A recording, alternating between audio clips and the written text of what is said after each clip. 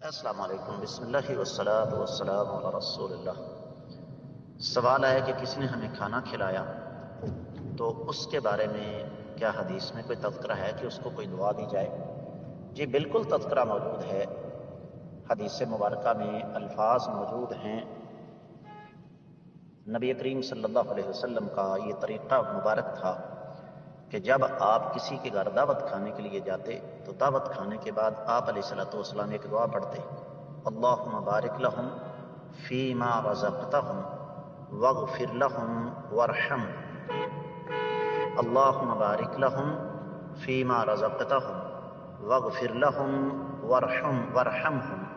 اسی طریقے سے ایک اور دعا ہے: اکل طعامکم الابرار وَأَفْطَرَ عِنْدَكُمُ الصَّائِمُونَ وَصَلَّتْ عَلَيْكُمُ الْمَلَائِكَةُ۔ یہ الفاظ ہمیں حدیث مبارکہ سے مل جاتے ہیں۔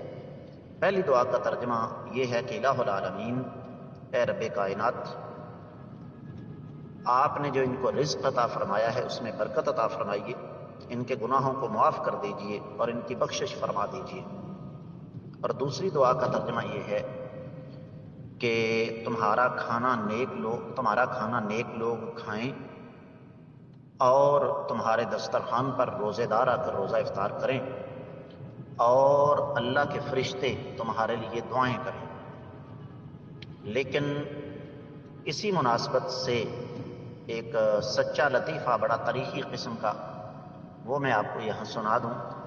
سعودی عرب کے سابقہ مفتی اعظم تھے شیخ ابن باز رحمۃ اللہ علیہ۔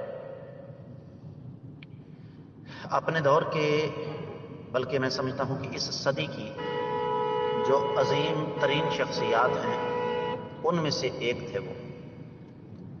تو ایک دفعہ کسی پاکستانی نے ان کی دعوت کر دی، تو ہم پاکستانی آپ کو پتہ ہی ہے مرچ مسالہ تیز کھاتے ہیں، جس کو ہمارے بعض ہندوستانی بہن بھائی تیکھا بھی کہتے ہیں۔ تو اس میں بھی ایسی صورتحال تھی، ہمارے عرب جو ہیں وہ ذرا مرچ مسالے کم کھاتے ہیں۔ یہ ایک علیحدہ مسئلہ ہے کہ پاکستانی ریسٹورنٹ جو ہیں ان کی، پاکستانی ہوٹلوں کی برکات سے اب وہاں بھی یہ سلسلہ شروع ہو گیا، لیکن اس دور میں برائے نام تھا۔ تو کھانے میں مرچ تھی تیز، کھانا کھایا تو دعا کچھ یوں دی: اکل طعامکم الابرار، تمہارے کھانے نے نیک لوگوں کو کھا لیا۔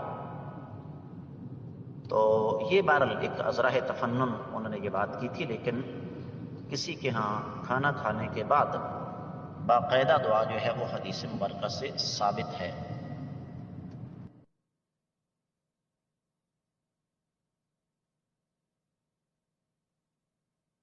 السلام علیکم، بسم اللہ والصلاة والسلام علی رسول اللہ۔ سوال آ گیا جی، کچھ لوگ یہ کہتے ہیں کہ اجڑی کھانا مکروہ ہے، کیا یہ بات درست ہے؟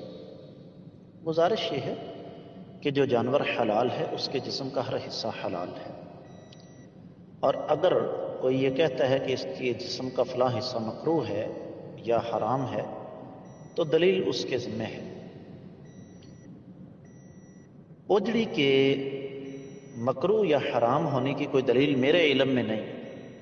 ہاں، اس کے برعکس علماء کرام کی، بلکہ حکماء کرام کی ایک کثیر تعداد مختلف بیماریوں کے علاج کے لیے اجڑی کھانا جو ہے وہ تجویز کرتی ہے۔ تو اس لیے اگر کوئی آپ سے یہ کہے کہ جی اجڑی کھانا درست نہیں، تو ان سے کہیں دلیل لائیے۔ امید ہے کہ انشاءاللہ آپ کو سمجھ آ گئی ہوگی۔ واللہ اعلم۔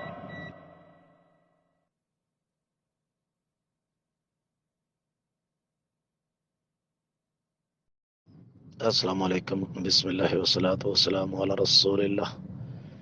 اہل کتاب کا ذبیحہ اور ان کا پکا ہوا کھانا کیسا ہے؟ میرے عزیز، اہل کتاب اگر اسلامی طریقے سے ذبح کریں، جھٹکا نہ کریں، پھر تو کوئی حرج والی بات نہیں ہے۔ لیکن اگر پتہ ہو کہ یہ جھٹکے سے کر رہے ہیں تو یقینی طور پر یہ مسئلہ ہے، اور مسئلہ بڑا سنجیدہ نوعیت کا ہے۔ پہلی بات تو یہ۔ دوسری بات یہ ہے کہ وہ کھانا بناتے ہوئے پاکی ناپاکی کا خیال بالکل نہیں کرتے، تو یقیناً یہ مسئلہ بھی ہمارے ہاں اچھا خاصا سنجیدہ نوعیت کا ہے، تو اس لیے اس پر ذرا غور و فکر فرما لیں۔ امید ہے کہ انشاءاللہ آپ کو اچھی طرح سمجھ آ گئی ہوگی۔ واللہ تعالی اعلم بالصواب۔ السلام علیکم، بسم اللہ والصلاۃ والسلام علی رسول اللہ۔ سوال آیا ہے کہ الکحل والی مصنوعات کا استعمال یا ان ادویات کا استعمال کیسا ہے؟ ادویات کے بارے میں تو کسی قسم کا کوئی شبہ نہیں کہ ان کا استعمال شرعی طور پر درست نہیں ہے۔ دیگر پروڈکٹس ان سے بچنا چاہیے، کیونکہ حدیث میں آتا ہے الحلال بین والحرام بین وبینہما امور مشتبہات، حلال چیزیں بھی واضح ہیں، حرام بھی واضح ہیں۔ ومن وقع فی شبہۃ وقع فی الحرام، جس نے کسی مشکوک چیز کا ارتکاب کیا اس نے گویا کہ حرام کا ارتکاب کر لیا۔ تو ایسی چیزوں سے بچنا جو ہے وہ بہتر ہے۔ امید ہے کہ آپ کو سمجھ آ گئی ہوگی۔ واللہ تعالی اعلم۔